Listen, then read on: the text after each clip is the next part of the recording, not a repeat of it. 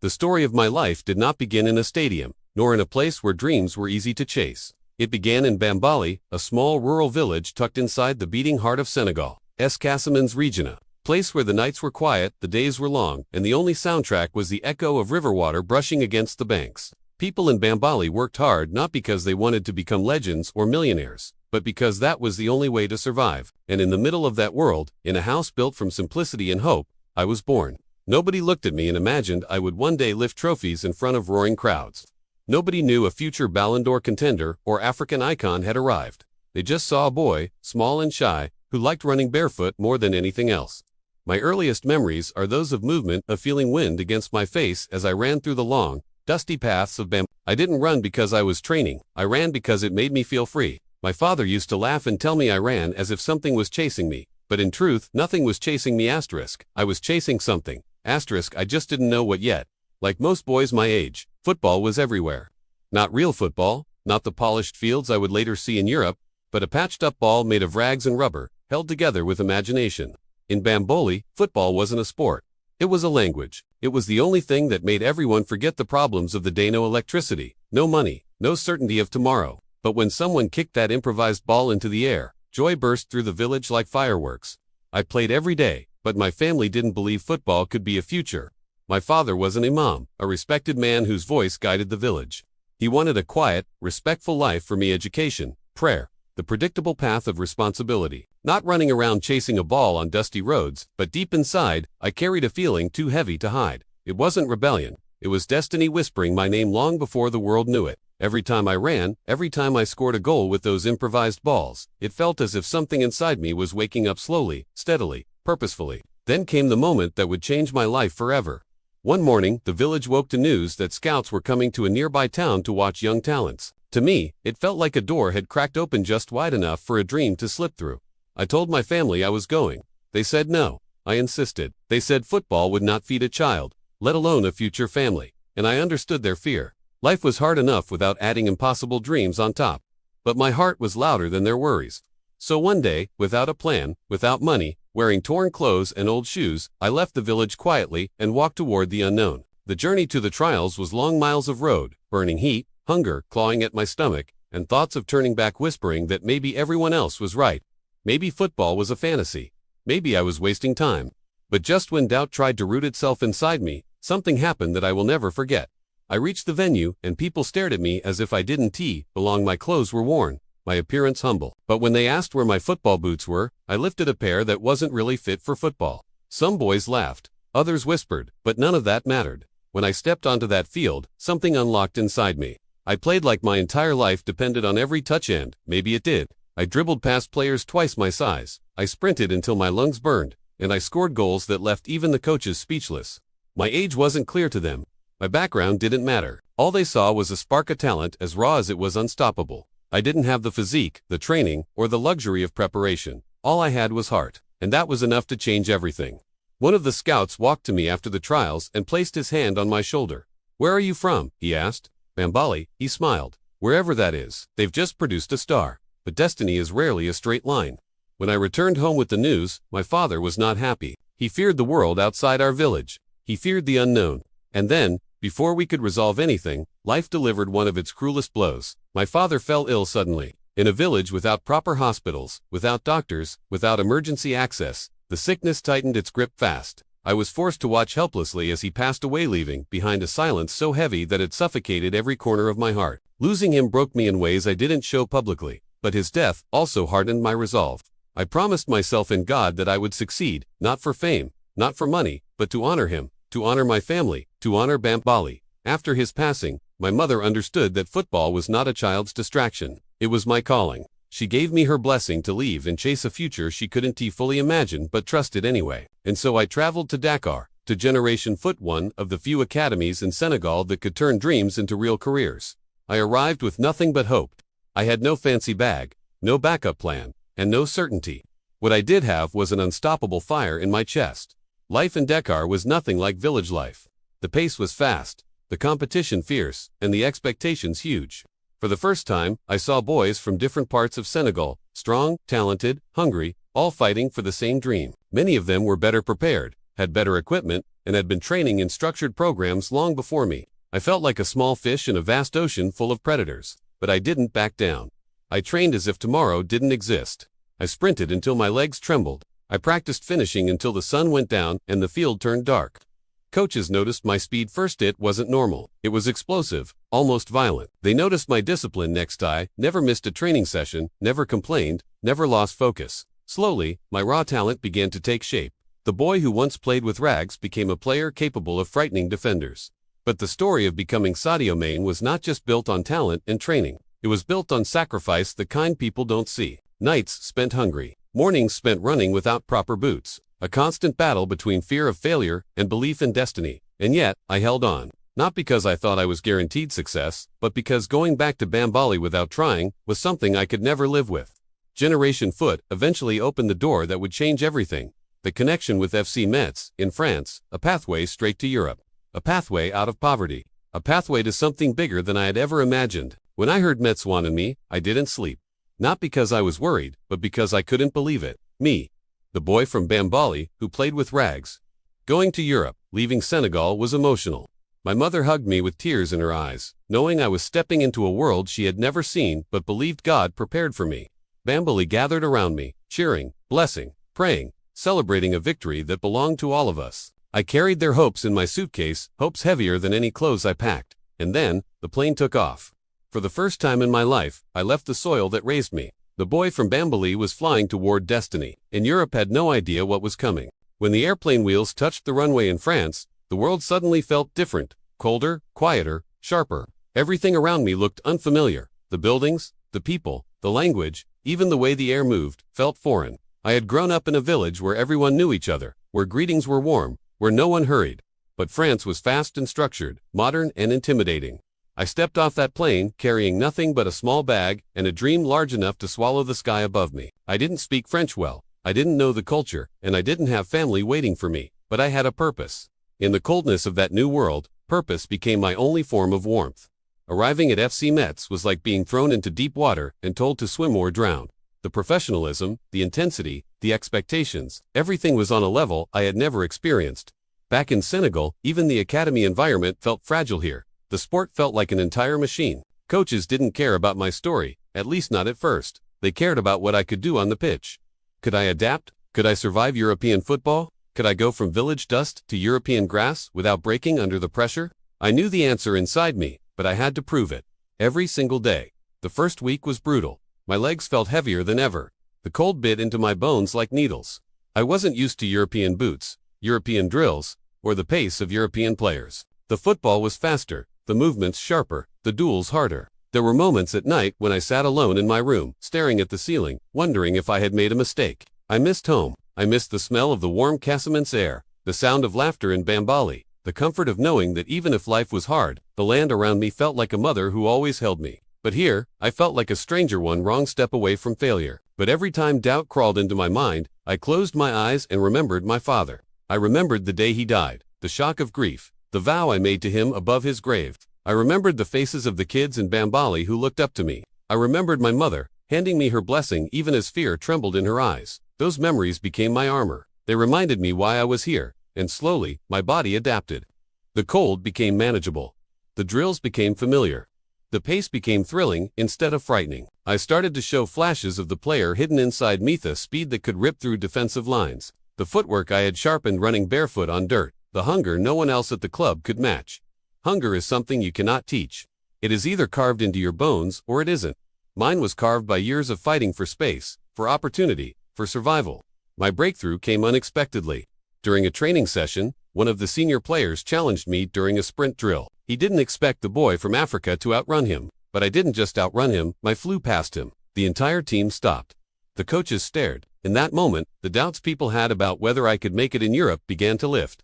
Eyes that once saw me as a risk now saw potential. The club started molding me, shaping me, investing in me. I played my first professional matches for Metz, and even though the team struggled that season, every minute I spent on that pitch felt like a prayer answered. But my rise was not without setbacks. One game, one injury, one moment of bad luck could have broken everything. And then, just when I felt I was gaining momentum, a small injury struck. It wasn't catastrophic, but it sidelined me long enough to shake my confidence. I worried, what if this is it? What if Europe spits me out just as fast as it accepted me? But I healed. I pushed. I fought. And then came the moment that would shift my entire destiny again. Red Bull. Salzburg wanted me. The Austrian club saw what others didn't yet fully understand. They saw a spirit that didn't break. They saw speed that could terrify defenders. They saw a boy whose ceiling was far above the clouds. When the transfer was confirmed, I felt something inside me. Cracked, not fear, not pressure, but the realization that the world was opening wider. Metz had been my introduction to Europe, but Salzburg would be the place that shaped me into a weapon. When I arrived in Austria, everything felt even more precise than France. The Red Bull system was built on physicality, intensity, relentlessness. The drills were ruthless. The expectations were enormous. But something inside me unlocked there. It was as if all the struggles, all the sacrifices, had prepared me for this exact place. My speed, once raw and uncontrolled, became a sharpened tool. My dribbling gained structure. My decision-making strengthened. I transformed from promising talent to dangerous forward. There was one match that changed everything the day I scored the fastest hat-trick in Austrian Bundesliga history. 3 goals in 3 minutes and 56 seconds. It was surreal. One moment I was running into space. The next I was being swarmed by teammates. The stadium erupting. My name on every commentator's tongue. They called it instinct. They called it brilliance. They called it explosive talent. But for me, it was simply years of pain, sacrifice, and hunger manifesting in the form of 3 quick strikes. A lifetime condensed into 4 minutes. And yet Evan, that wasn't my destination. It was just another door. Because soon, the Premier League came calling. Southampton wanted me. They saw in me what Salzburg had, seen pace, dynamism, and a fire that couldn't be replicated. I remember the first time I heard the words, "You are going to England." My entire body froze. The Premier League, the league I used to watch on tiny TV screens in Senegal, suddenly felt within reach. I had watched legends play there. I had idolized the intensity, the passion, the atmosphere. And now I was going to step into it, not as a spectator, but as a competitor. When I reached Southampton, I felt that familiar mix of fear and determination again. I knew the Premier League was not forgiving. It was fast, fierce, and unforgiving. But I had been preparing for this my whole life. The first time I walked onto an English pitch, the stadium lights felt warmer, brighter, heavier. The crowds were louder than anything I had ever experienced. Every touch of the ball was under scrutiny. Every sprint felt like an exam. And then, I began to shine. The hat-trick against Aston Villa became iconic, the fastest in Premier League history. 2 minutes and 56 seconds. It felt like a miracle, but it wasn't. It was discipline. Muscle memory, instinct, hunger, and God's blessing, all merging into one unforgettable moment. Suddenly, the world knew my name. Suddenly, commentators spoke of me with awe. Suddenly, Southampton fans sang for me. But I never got carried away. Because deep inside, I remained the boy from Bambali, the boy who played with a ball made of rags. Fame didn't change my heart. It only amplified my responsibility.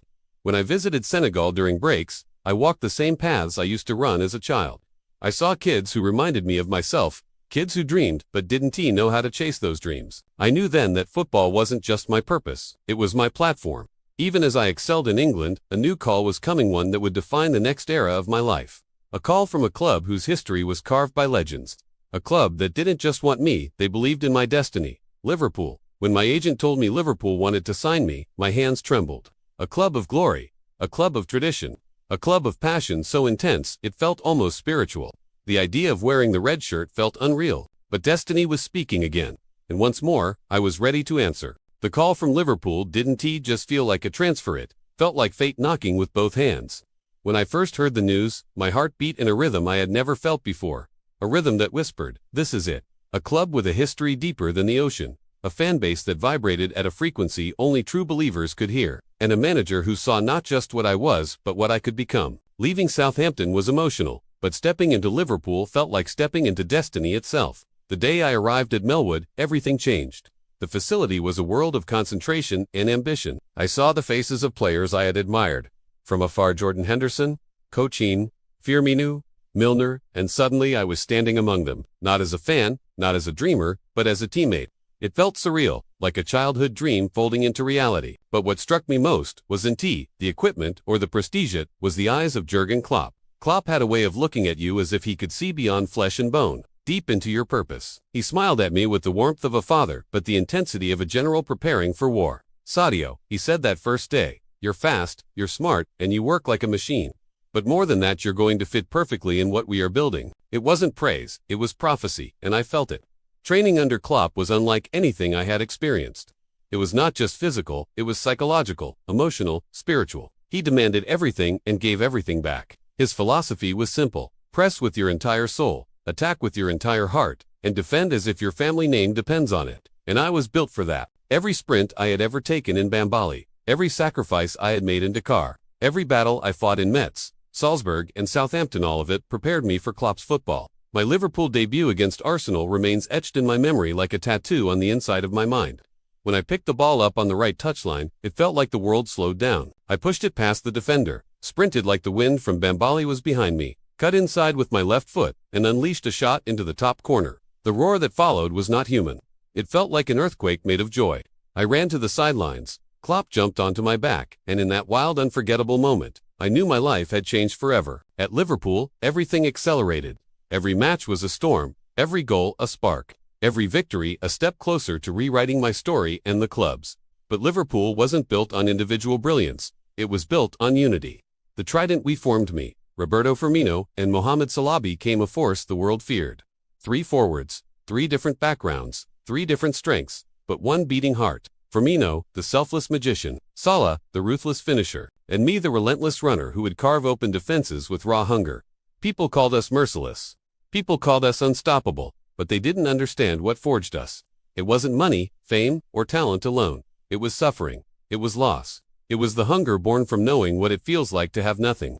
Salah came from Negrig, Firmino from Macao, and I from Bambali, 3 boys who escaped poverty. 3 boys who knew what pain tasted like. And when you put hunger and purpose in the same front line, defenders tremble. Liverpool soon became a machine of fire. Nights at Anfield were like stepping into another dimension. The chants, the red flags, the storm of voices that shook you from the inside out. "You'll never walk alone" was not just a song. It was a promise whispered by 50,000 people into your soul. I felt it every time I stepped onto that pitch. And then came the Champions League journey. A story so dramatic it could have been written in Hollywood. The heartbreak in Kyiv in 2018 was sharp and cruel. We came so close, only to be crushed by moments that felt like punches to the heart. I scored in that final, but the pain of defeat overshadowed everything. As we walked to collect our medals, I could feel the weight of disappointment burning into my skin. But Klopp told us, "Remember this feeling. This pain will build you." And he was right. The next season we returned like warriors who had tasted blood and weren't afraid to taste it again. The night against Barcelona in the Champions League semifinal will live forever. Anfield didn't just breathe, it roared, it growled, it became a living entity. We overturned a 3-0 deficit in what many still call the greatest comeback in the sport's history. When Divock Origi scored that 4th goal, I swear the stadium shook like the earth itself celebrated. It wasn't just football, it was destiny. And then came Madrid-Tottenham in the final. 90 minutes that felt like destiny wrapped in pressure. When Salah scored the penalty and Origi sealed it, it felt like oxygen filled my lungs in a way it never had before. When the final whistle blew, and we became champions of Europe, I closed my eyes and felt time slow down. I thought of my father, I thought of my mother, I thought of Bambali, a boy born in a village with no electricity had become a European champion. God's grace felt infinite. But Liverpool wasn't done writing history. The Premier League title, the one the club had chased for 30 years, was the next mountain. The 2019-20 season was a battle of consistency, discipline, and belief. We played with the ferocity of men who knew destiny was at their doorstep. And when that title finally became ours, when the city exploded with joy, when fans cried in the streets, when the medal rested in my hands, I felt a sense of fulfillment deeper than anything I could explain. Liverpool had become more than a club to me. It became a home. But with success came reflection. With glory came maturity. And as the years passed, I began feeling something change inside me. A calling, a whisper, a reminder of who I was before the lights, before the trophies. I remembered the promise I made to myself that football was a platform, not a destination. That the boy from Bambali must always return to lift his people with him. That calling grew stronger each year. Every time I visited Senegal, every time I saw children walking miles to school, every time I saw people lacking basic health care, something inside me tightened. I realized my mission was no longer just to score goals or win cups. My mission was to serve. So while Liverpool fans may have wondered why I didn't sign a new contract, the truth is simple. My journey had entered a new phase, a phase where football and purpose collided, a phase where I needed a new environment to continue growing. And that path would next lead me to a club that had watched me with admiration for years. Bayern Munich, a giant of Europe, a club of efficiency, history, and mastery. But the decision wasn't about glamour, it was about evolution. And so, with gratitude heavy in my chest and love overflowing in my heart, I prepared to take the next step. Leaving Liverpool would be one of the hardest decisions of my life, but destiny, like it always had, was calling once more. Leaving Liverpool was not like leaving any other club. It felt like closing a chapter of my soul. I had grown there, suffered there, triumphed there, and loved there. I had built relationships stronger than contract ink could ever hold. My connection with the fans, with Klopp, with my teammates, it was woven into who I was. But sometimes, to become the next version of yourself, you must leave behind the version the world has grown comfortable with. I understood that, and as I looked at the red shirt one last time before packing it away, I whispered a quiet prayer of gratitude. Bayern Munich represented a new challenge, a new environment, and a new form of pressure. In Germany, winning is not celebrated, is expected. Bayern is not a club, it is an institution. When they chose you, it means they believe you are built for greatness. When I arrived in Munich, I felt that same mix of nerves and excitement I had felt when I stepped into Europe for the first time. But this time, I wasn't a boy searching for a dream, I was a man searching for purpose. Everything at Bayern was precise. The training sessions, the tactical systems, the fitness demands. The club ran like a well-oiled machine, and stepping into that machine meant adapting quickly. Julian Nagelsmann welcomed me with open arms, and the players embraced me like a brother. I could feel the respect, the admiration, the belief. But football is unpredictable, and sometimes destiny tests you in ways you least expect. I started brightly, goals, energy, confidence, but then injury struck. A sharp, painful moment that stole not only my momentum but also my World Cup dream. One wrong movement, one twist of fate, and suddenly everything I had built felt fragile again. Senegal had qualified for the World Cup, and for the first time in my life, I was supposed to lead them not as a young hopeful, not as a rising star, but as a national hero. The man who had lifted the Africa Cup of Nations earlier that year. The man who had scored the decisive penalty that brought the trophy home for the first time in our history. The man my entire country believed in. But the injury came like a thief in the night. It didn't steal my talent, it stole my moment. When doctors told me I needed surgery, the world around me fell silent. I tried to stay strong, but deep inside, I felt like a child again, hurt, scared, praying for a miracle. I knew millions of Senegalese hearts were beating with mine. I knew children back home were praying, chanting, hoping, but God had written a different fate. I watched the World Cup from the sidelines, my heart heavy, but still proud of my brothers who fought with courage in Qatar. That injury was more than physical, it was spiritual. It reminded me that football can lift you to the sky and drop you to your knees within seconds. It reminded me that life is not measured only by the trophies you lift, but by the resilience you show when everything seems lost. I healed slowly. I trained harder. I returned with determination, but sometimes, a chapter ends before you are ready to close the book. My time at Bayern was short, and though I cherished it, I felt something pulling me against something deeper than ambition. A reminder that football teams come and go, but purpose remains. And so, after discussions, reflection, and prayer, I took another step many didn't expect. I joined Al Nassr in Saudi Arabia, moves some questioned, others misunderstood, but one that brought peace to my heart. Football was changing. The world was changing, and I wanted to experience that change while continuing to lift my family, my village, my people. But beyond football, beyond transfers and headlines, something more important was growing inside me, a desire to give back, to turn blessings into foundations, to turn success into service. Because what is the point of rising if you do not pull others up with you? I looked at Bambali, the village that raised me, sheltered me, disciplined me, shaped me. A village that had no hospital, no modern school, no real opportunities. And I remembered my father, who died because medical help was miles away. I remembered children studying under trees because there were no classrooms. I remembered nights lit only by moonlight and candles. So I made a promise, Bambali would rise with me. I built a hospital so no mother, father, or child would suffer the way my father did. I built a school so children could dream bigger than their circumstances. I improved the infrastructure, invested in electricity, donated money, and gave families the support I once wished for. I bought laptops for students, provided scholarships, and funded projects that the world never sees. To me, these actions were not charity, they were responsibility. When people praise me for my humility, they misunderstand something. Humility is not a performance, it is remembrance. I remember where I come from. I remember who I was before the money, before the trophies, before the cameras. I remember walking miles to training with torn shoes. I remember selling mangoes to buy food. I remember my mother's sacrifices, my siblings' struggles, my father's teachings. Success did not erase those memories, it sharpened them. My life became a balance between football and service, between fame and grounding, between my present and my past. And as I grew older, I realized something profound. The true measure of a man is not how high he climbs, but how many people he brings with him. I became more than a footballer. I became a symbol of possibility, of humility, of resilience. Not because I wanted to be, but because my journey demanded it. Children in Senegal do not look at me and see a millionaire. They look at me and see hope. They see a boy like themselves who dared to dream beyond the horizon. And so, as my career continued across different countries, different leagues, and different cultures, I never forgot the core of who I was. The boy who dreamt with bare feet. The boy who refused to give up. The boy who ran not from something, but toward something. Every step I took was guided by faith, discipline, and gratitude. People often ask me why I smile so much. The truth is simple, because I remember the nights I cried. I smile because I remember the days I had nothing. I smile because life could have chosen a different road for me, but God placed me on this one. I smile because every goal, every trophy, every cheer in the stadium is a reminder that dreams are real even for boys from forgotten villages. And so, when the world looks at me today, a champion, a philanthropist, an African icon, they see the result, but not the roots. My roots run deep into Bambali's soil, watered by struggle, strengthened by faith, and fed by purpose. This is how I became Sadio Mané, not by talent alone, not by destiny alone, but by every sacrifice, every tear, every prayer, and every humble step along the way. And if my story teaches the world anything, let it be this. Greatness is not about where you start. It is about how far you are willing to go, how much you are willing to give, and how deeply you are willing to remain human. This is my journey. This is my truth. This is how I became Sadio Mané.